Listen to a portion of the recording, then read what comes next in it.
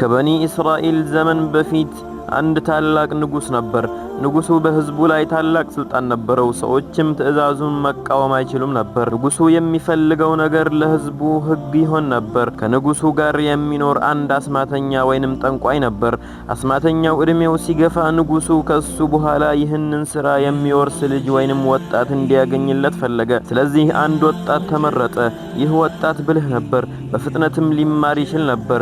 አስማተኛውም በየቀኑ እንዲመጣና ከሱ የሚያውቀውን ነገር እንዲማር አዘዘው። ወጣቱ በየቀኑ ወደ አስማተኛው ይሄድ ጀመር። ነገር ግን ከቤቱ ወደ አስማተኛው የሚወስደው መንገድ ረጅም ነበር። ይህ ረጅም መንገድ ደግሞ የወጣቱን ህይወት እንዲቀይር ምክንያት ሆነ። አንድ ቀን ወጣቱ ወደ አስማተኛው እየሄደ ሳለ አንድ አላህን የሚያመልክ ሰው አገኘ። ሰውየው አላህን ብቻ የሚያመልክና ሰዎችን ወደ እምነት የሚጣራ ሰው ነበር። ወጣቱ ከእርሱ ጋር ተቀመጠ። ሰውየውም ስለ አላህ ነገረው፣ ስለ አንድ አምላክ እምነት ነገረው፣ ስለ መልካም ስራዎች ነገረው።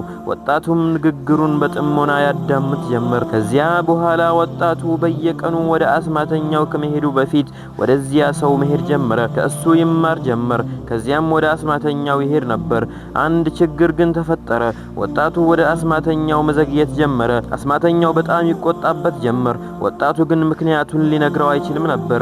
አንዱ የአስማት ትምህርት ነበር፣ ሌላው ደግሞ ወደ አላህ የሚጠራው እውነት ነበር። አንድ ቀን በመንገዱ ላይ አንድ ትልቅ አውሬ አገኘ። አውሬው ሰዎችን እንዳያልፉ መንገዱን ዘግቶ ነበር። ሰዎች ፈርተው ቆመዋል። ወጣቱም ይህንን አይቶ እንዲህ አለ፣ ዛሬ የአላህን አምላኪ ሰው ትምህርት ከአስማተኛው ትምህርት የበለጠ እውነት ከሆነ ይህንን አውሬ ግደልልኝ ብሎ አላህን ለመነ። ከዚያም ድንጋይ ወስዶ ወረወረበት። አውሬውም በዚያን ጊዜ ሞተ። ወጣቱ ይህንን ሲያይ በጣም ተደነቀ። ነገር ግን ለራሱ አንድ ነገር ተረዳ፣ ኃይሉ ከአላህ እንደሆነም አመነ። ከዚያም በኋላ ወጣቱ ሰዎችን በአላህ ፍቃድ ለመርዳት ፍቃደኛ ሆነ። የታመመ ሰው ይመጣል፣ እሱም ወደ አላህ ይለምናል። ችግር ያለበት ሰውም ይመጣል፣ እርሱም ወደ አላህ እንዲመለስ ይመክረው ጀመር። ከሰዎች መካከል አንድ አይነ ስውር ሰው ነበር። ይህ ሰው የወጣቱን ስም ሰማ። እናም ወደ እሱ መጣ። ይህንን በሽታ ካስወገድክልኝ የምሰጥህ ነገር አለኝ አለው። ወጣቱ ግን እንዲህ አለው፣ እኔ ማንንም አልፈውስም፣ አላህ ከፈቀደ እሱ ይፈውስሃል አለው። ይህ ንግግር ትልቅ ልዩነት ነበረው። ወጣቱ ራሱን ፈዋሽ አድርጎ አላቀረበም፣ ኃይሉ የአላህ መሆኑን ያውቅ ነበር። ወጣቱም ለዚያ ሰው ዱዓ አደረገለት። አላህም አይኑን ፈወሰው። የአይነ ስውሩ ሰው አይን መከፈት በህዝቡ መካከል ተሰራጨ። በመጨረሻም ይህ ዜና ወደ ንጉሱ ደረሰ። ንጉሱ ያን ሰው አስጠራው። አይንህን የከፈተልህ ማን ነው ብሎ ጠየቀው። ሰውየውም ያለ ፍርሃት መለሰ፣ ጌታዬ ነው የከፈተልኝ አለው። ንጉሱ በጣም ተቆጣ። ከኔ ሌላ ጌታ አለህን ብሎ ጠየቀው። ሰውየውም የሚፈራው ነገር አልነበረም፣ የእምነቱን እውነት ተናገረ። ንጉሱ በዚህ ጊዜ የወጣቱን ስም ለማወቅ ፈለገ። እናም የወጣቱ ሚስጥር በንጉሱ ፊት መገለጥ ጀመረ። ንጉሱ ወጣቱን አስጠራው። እነዚህ ነገሮች ለሰዎች የምታደርገው አንተ ነህን ብሎ ጠየቀው። ወጣቱ ግን ምንም አልደበቀም፣ ወደ አላህ እምነት እንደተመለሰ ገለጸ። ንጉሱ ተቆጣ። እሱ ሰዎች የሱን ስልጣን ብቻ እንዲያውቁ ይፈልግ ነበር። አሁን ግን አንድ ወጣት በህዝቡ ፊት ከንጉሱ በላይ የሆነ ጌታ እንዳለ እየተናገረ ነበር። ንጉሱ ወጣቱን ለመግደል ሞከረ። ወታደሮቹን አዘዘ። ነገር ግን አላህ ወጣቱን አዳነው። ከዚያም ንጉሱ ወጣቱን በባህር ላይ እንዲጣል አዘዘ። እንደገናም አላህ አዳነው። ይህ ሁሉ ንጉሱን አልቆጠበው ነበር፣ ይልቁንም የበለጠ ተቆጣ። ወጣቱ ንጉሱ በየጊዜው እንደሚሞክር አወቀ። ነገር ግን ወጣቱ ለራሱ ብቻ አልፈራም ነበር፣ የሚያስጨንቀው የህዝቡ ጉዳይ ነበር። ስለዚህ ንጉሱ ሊገድለው እንዲችል የሚያደርገውን መንገድ ራሱ አሳየው። እንዲህ አለው፣ ሰዎችን ሰብስብ፣ ከዚያም እኔም በዛፍ ላይ ስቀለኝ። ከዚያ አንድ ቀስት ውሰድና ቀስቱን በመያዝ በዚህ ወጣት ጌታ ስም ብለህ ከዚያ ተኩስ አለው። ይህ የወጣቱ የመጨረሻ ምክር ነበር። ንጉሱ ለምን ይህን እንደሚለው ምናልባት አልተረዳም። ነገር ግን ወጣቱን ለመግደል ከመፈለጉ የተነሳ ምክሩን ተቀበለ። ህዝቡ ተሰበሰበ። ወጣቱ በሁሉም ፊት ቆመ። ሰዎች ምን እንደሚሆኑ ለማየት ይጠብቁ ነበር። ንጉሱ ቀስቱን ወሰደ፣ ቀስቱን አዘጋጀ።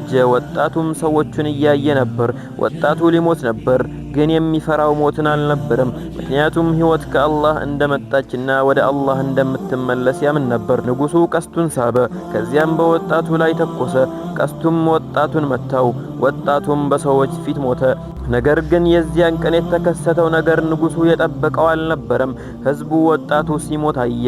እናም የወጣቱ መጨረሻ ቃል በልባቸው ውስጥ ቀርቶ ነበር። ሰዎቹ እንዲህ አሉ፣ በወጣቱ ጌታ አመንን አሉ። ንጉሡ አንድ ሰው ለመግደል ፈልጎ ነበር። ነገር ግን በዚያን ቀን ሙሉ ሕዝቡ እምነትን አገኘ። ወጣቱም ሞተ። እምነቱ ግን በሕዝቡ ልብ ውስጥ ተወለደ። ንጉሡ የሞት ፍርሃትን በመጠቀም ሰዎችን ለመግዛት አስቦ ነበር። ነገር ግን ሰዎቹ ሞትን ከእምነት በኋላ ሲያዩት የንጉሡ የፍርሃት ኃይል ይፈርስ ጀመር። ይህ ታሪክ በዚያን ቀን ብቻ አላበቃም ነበር። ከዚያም በኋላ በዚያ ሕዝብ ላይ ታላቅ ፈተና መጣ። ንጉሡ ሰዎች እንደ ወጣቱ እምነት መያዛቸውን ሲያይ ተቆጣ። እነርሱ ግን አልተመለሱም ነበር። እዚህ ላይ የሙእሚን ሰው ትልቅ ልዩነት ይታያል። እምነት ሲቀል መያዝ ቀላል ነው።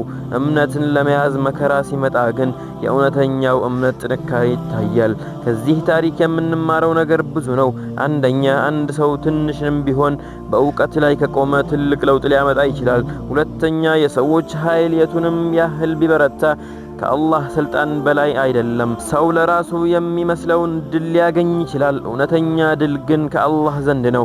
ንጉሡ ወጣቱን ገደለ፣ እሱ ግን የፈለገውን ድል አላገኘም። ወጣቱ ሞተ፣ እምነቱ ግን ሕዝቡ ውስጥ ኖረ። እስኪያስቡት፣ ያ ወጣት እሱን የሚጠብቅ ብዙ ሰራዊት አልነበረውም፣ ሀብትም አልነበረውም። ከእርሱ ጋር የነበረው እምነቱ ብቻ ነበር። ነገር ግን እምነቱ በቂ ሆኖ ተገኘ።